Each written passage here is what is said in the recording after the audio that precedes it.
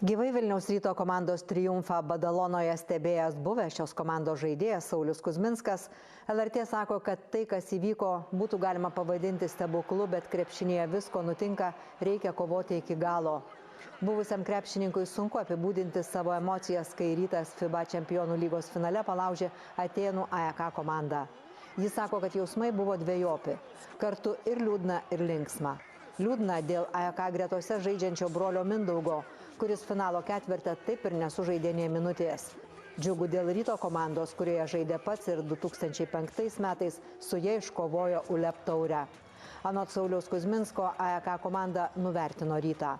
Po 3 kėlinių jau patikėjo pergalę ir buvo nubausta.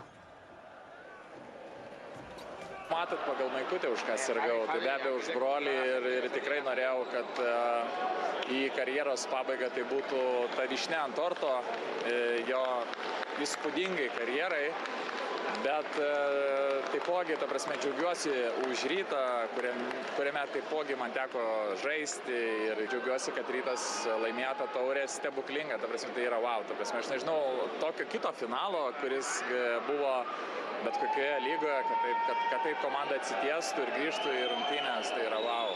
Sveikinimai Rytui, sveikinimai Lietuvai, ne tik Vilniui, nes Rytas yra ne tik Vilniaus, bet ir Lietuvos komanda.